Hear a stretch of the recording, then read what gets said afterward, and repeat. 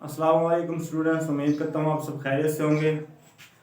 Chapter number 1, lecture number 3। आज का हमारा टॉपिक है relationship of biology with other sciences, कि बायोलॉजी का साइंस की अदर ब्रांचेस के साथ क्या रिलेशन है, वो किस तरह से कोरिलेट करती हैं, वो किस तरह से सिमिलर हैं साइंस के साथ। बायोलॉजी की हम इन सब ब्रांचेस को बयान करेंगे।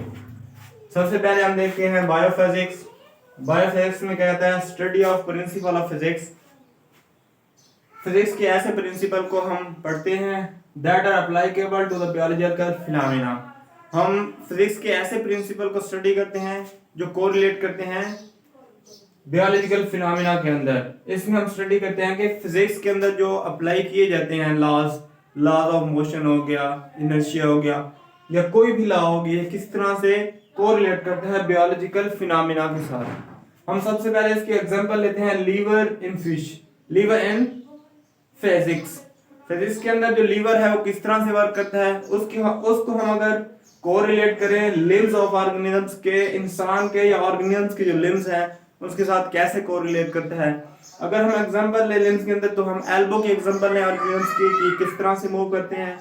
ये देखें, एक पॉइंट के ऊपर मूवमेंट कर रहे हैं। अगर हम फिजिक्स के लिहाज से देखें कि लीवर किस तरह से वर्क करता है, अगर मोटरसाइकिल का गियर देखें तो हम गियर लगाते हैं आगे, तो एक पॉइंट पे होता है और वो मूव कर रहा होता है अप एंड डाउन, उससे आगे या पीछे नहीं जाता, एक पॉइंट पे ही मूव कर रहा होता है।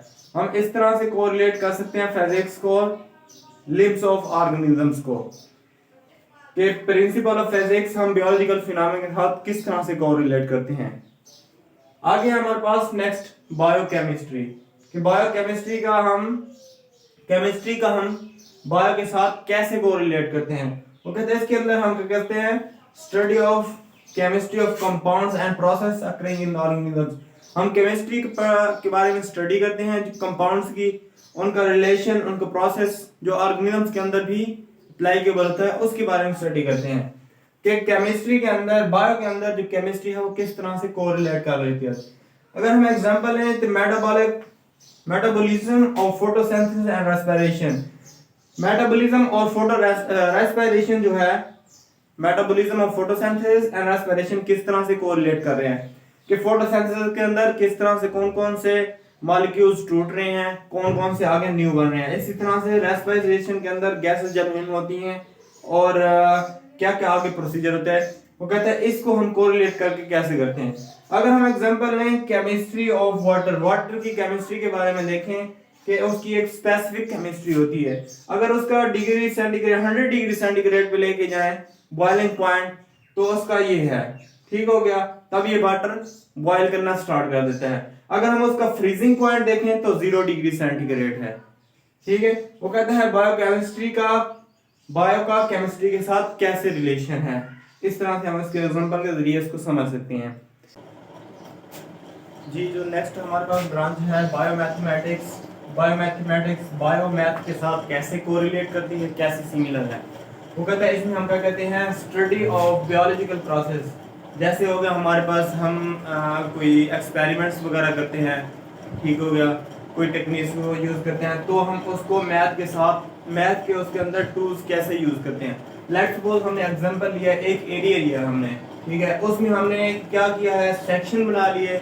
सेक्शन बनाने के बाद हमने देखा कि सेक्शन ए है हमारे पास, उसके अंदर हमारे पास हॉर्स कितने हैं, शीप्स कितनी हैं, और बाकी ऑर्गेनिजम्स, बाकी एनिमल्स कितनी हैं, ठीक है। हमने इसका अलग से एक टेबल बना लिया है, डाटा एनालाइज कर दिया है कि हमारे पास हॉर्स कितनी है। सेक्शन ए में देखें हमारे पास एक हॉर्स है, बी में देखें एक है।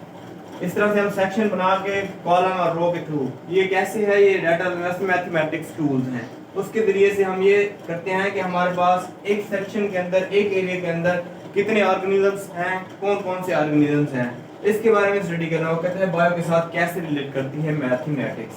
देखिए हमारे पास हमने हॉर्स, शीप्स, इन सब का अलग अलग टेबल बना लिया, और एंड में देखिए हमने क्या किया है, एनालाइज किया कि हमारे पास इस टोटल एरिया के अंदर कितने ऑर्गेनिजम्स हैं। अब ये देखिए हमारे पास हॉर्स हैं, 3 है हॉर्स इस पूरे एरिया के अंदर। सेक्शन ए के अंदर एक है, बी के अंदर एक है, सी के अंदर कोई भी नहीं है, ये देखें सी के अंदर कोई भी नहीं है।